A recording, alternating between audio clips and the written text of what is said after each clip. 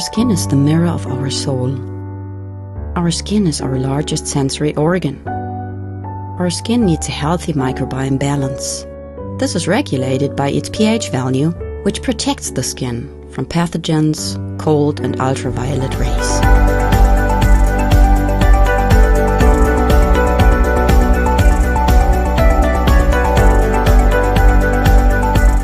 Sebamed protects your skin.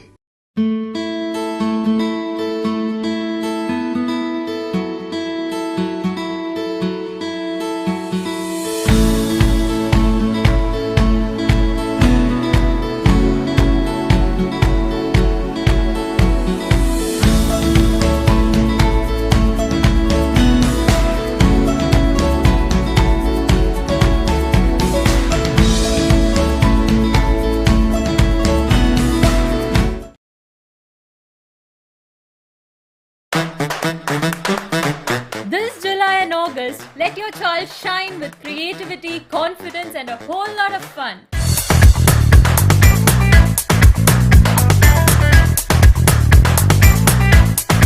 iMac Cochin Kalabhavan is back with Summer Class 2025, a perfect mix of learning and enjoyment. From cinematic dance, classical dance, vocal music, instrumental music, to art and craft, drawing and painting and martial arts, we have got something for every young talent. That's not all. We have lined up fun activities like field trips, movie time, yoga, games, thrilling competitions and much more to keep the excitement going. Worried about transport? We've got it covered. And for the grand finale, every child's performances will be live streamed on BMC Global Live. And guess what? All this at an affordable fee so that every child gets a chance. Admissions are open now, and here's the best part. First 50 admissions get the registration fee for free. So hurry up, call the number shown on the screen now to give your child a summer full of joy, creativity and new friendships.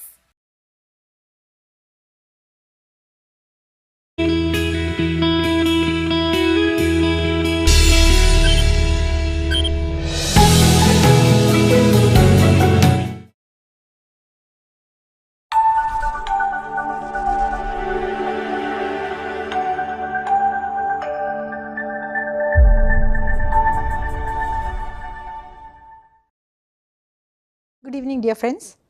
Welcome to BMC Global Live Al Hilal Health World, nothing but lifestyle. As you are aware, this is a talk show with the expert doctors of Al Hilal hospitals and medical centers. Today we will be discussing about lifestyle diseases, a topic that touches millions of lives around the globe.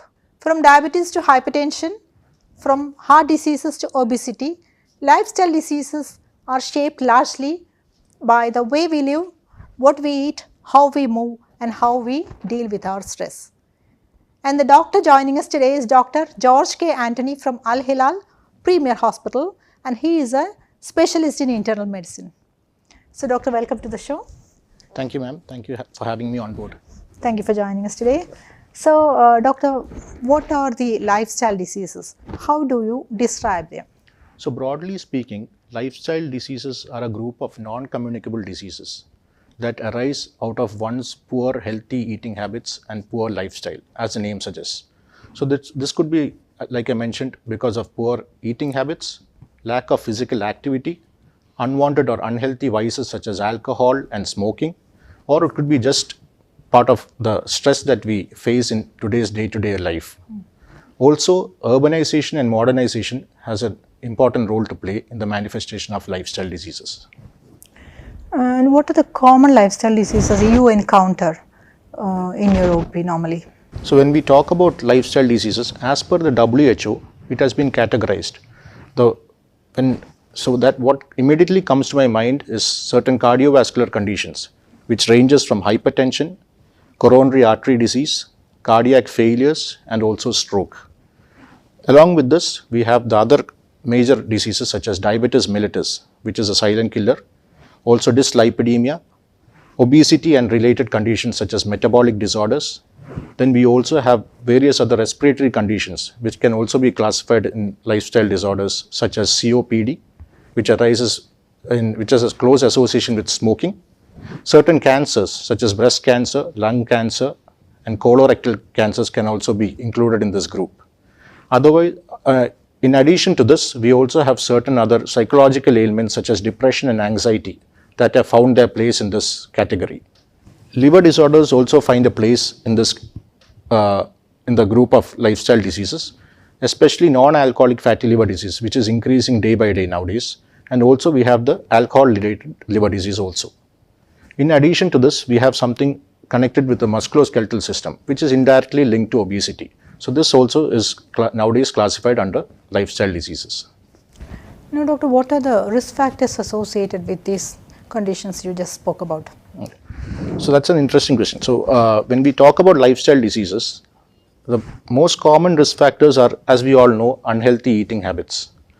In our days, in our childhood, we used to have a home-based diet, but that is not the scenario nowadays when people now resort to fast food, the so-called junk food, because of their lifestyle and also because of their job, etc. So this is one risk. Second would be inadequate exercise. Now they say that most of us are confined to the office jobs. They leave their job, they go home. It's mostly a sedentary lifestyle. And they say that sitting now, we all sit during our work hours. We also follow it up with sitting at home and then sleeping. Sitting is now known to be the new smoking. In addition to this, various other vices which are unhealthy, such as smoking, which is a major risk factor for the lifestyle diseases, and also surplus alcohol intake. So both smoking and alcohol have found they're notorious for causing these lifestyle diseases. In addition to these, various stress and inadequate sleep also play a big role in the manifestation of lifestyle diseases. Now we would like to know about the statistical significance of the lifestyle diseases. So when we talk about numbers, it's a good question that you asked. So if we look at it, we see that around 41 million deaths occur globally, right, just from lifestyle diseases. Okay. So this is actually a very big number. And if you look at the total number of deaths that occur globally, lifestyle diseases account for at least 74% of these total number of deaths. So if you have 100 people dying globally, around 75 people are dying from a lifestyle disease. So this is a big number. And also, if you look at the number of obese people worldwide, it's around 650 million. And also diabetic people who are obese, that is around 537 million. So these are not small numbers. So this is why we again and again we emphasize the stress for lifestyle diseases and also the hasty treatment and detection, which is more important. Also, other numbers, smoking kills at least 8 million people worldwide globally annually. Out of the total number of deaths from lifestyle diseases, cardiovascular diseases rank topmost, around 18 to 19 million per year. And when you come to the use of tobacco and smoking, it accounts for at least 8 million deaths per year.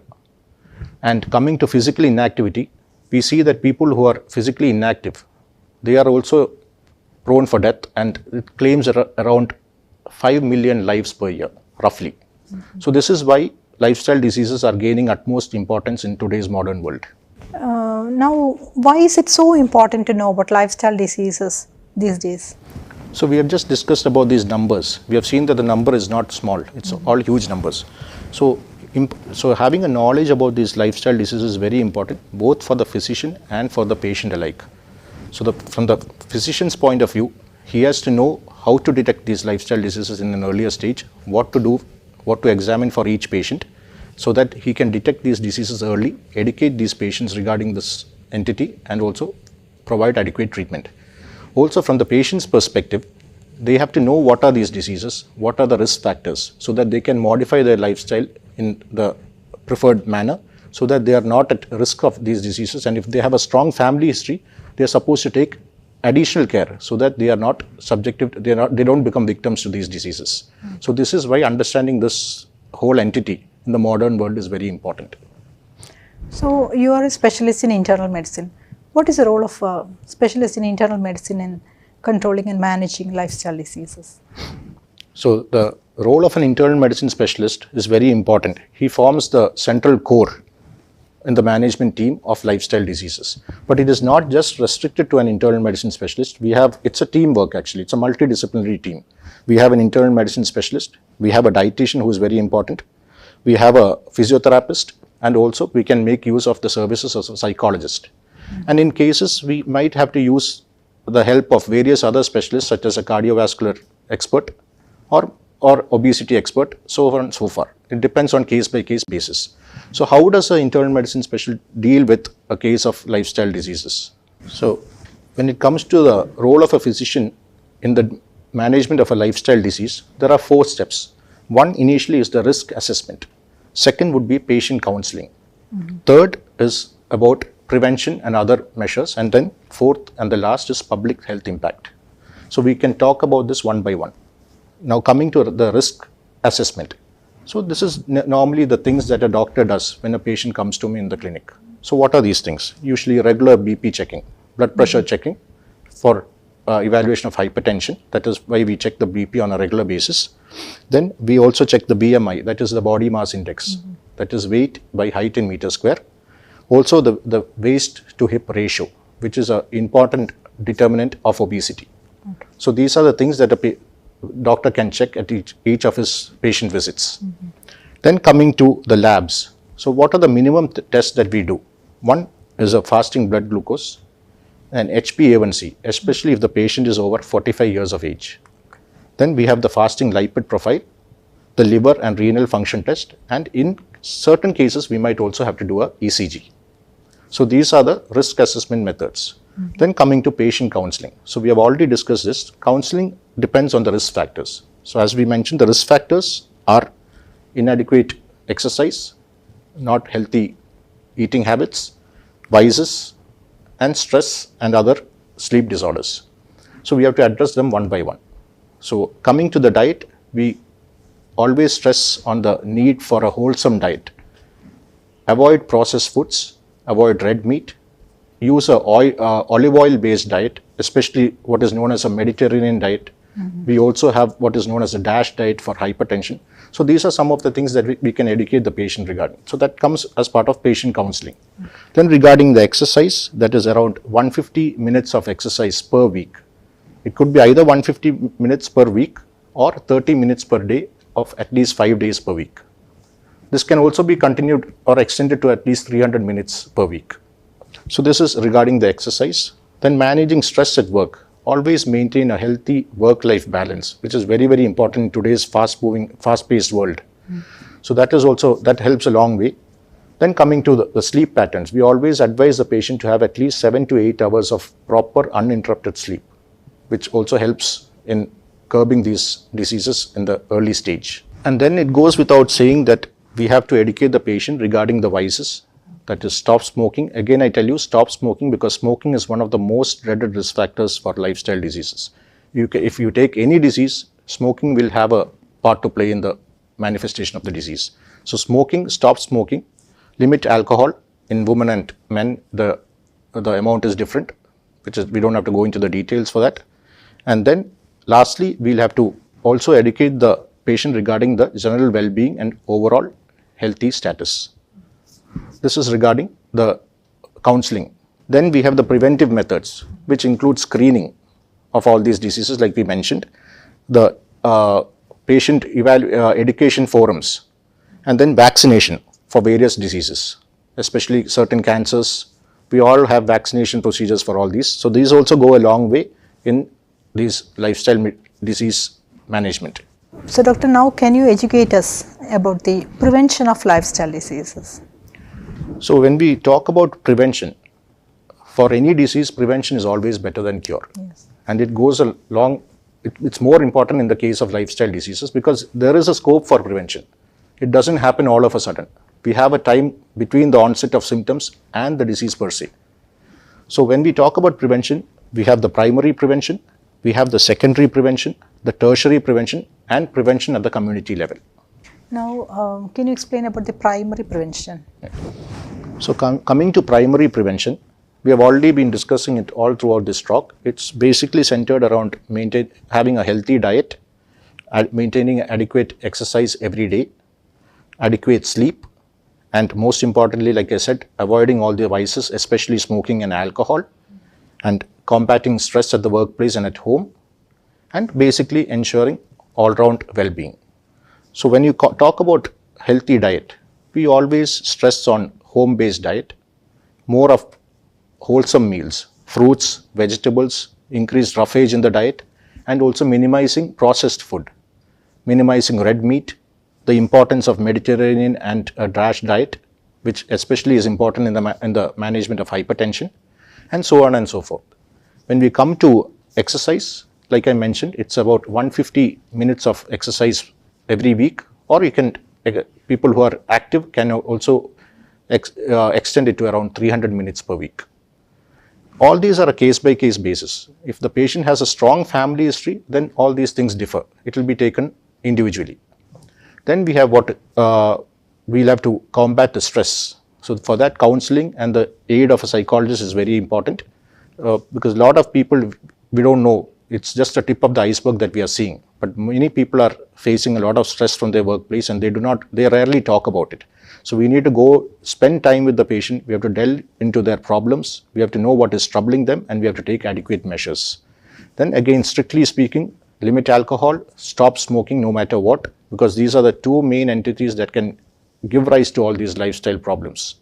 And it does not give you any joy, but because the joy that is there initially will result in sorrow at the end. So it is better to stop these at the start. Then adequate sleep, like I mentioned, 6 to 8 hours of uninterrupted sleep is very important in the management of lifestyle disorders. So now coming to the secondary prevention, it is basically early detection and treatment if needed. So how do we detect these conditions early? Like I already mentioned, we have some screening procedures. Whenever the patient comes to you, a routine blood checkup. This can deal with the hypertension part. Then various blood tests, such as the fasting blood glucose, the HbA1c, especially for people over the age of 45. But it is worth noting that if the patient has a history of diabetes in the family, we'll have to do these tests at an earlier stage, maybe even before 30 years of age, or maybe even in the late 20s. It's a case-by-case basis. And also checking the lipid profile of the patient every 5 years, which is the current norm. This will detect dyslipidemia. A routine ECG, especially if the patient has family history, we have to do that to make sure that the patient does not have a risk factor for cardiovascular diseases. So these are the ways that we detect these diseases, and it goes without saying. If we are not able to control it just with lifestyle changes, then comes the role of medicines. Okay. So in the case of diabetes, we have numerous medications in the market today, various with a lot of range of activity. So in case you are not able to take care of your diabetes just by diet alone, we are there, doctors are there at your service. We can take the help of small dose medications to control your sugars. So is the case with blood pressure and also dyslipidemia. But it goes without saying that prevention is always better than cure. So if you are able to catch hold of these diseases at the start, we can always control them, not with the aid of medicines, but with diet and lifestyle modification alone. Coming to the tertiary prevention. So these are ways by which we can prevent the progression of the disease. For example, a patient with diabetes mellitus, he's got an ulcer on his foot. So that's a diabetic foot disease. So how do you, how do you halt the progression of the disease, or, slow the progression of the disease? That is by managing the sugars. So this is how we do a timely checkup. This is why timely visits to your doctor is important, so that he can have a look at your blood sugars, he can examine you properly and know what is to be done at that point of time, at that stage of the visit. So this is why we stress on timely doctor visits, especially to your internal medicine provider or your internist or your family care physician, whichever is applicable to you. Doctor, you already mentioned about community prevention of lifestyle diseases. Can you make it more clear? Yeah, last but not least, community health-based programs are also very, very important. For example, screening programs in the school. These can educate the children, especially they are the future citizens. So these education measures can also imbibe in them what are these diseases, how they can be prevented, and what can be the possible solutions.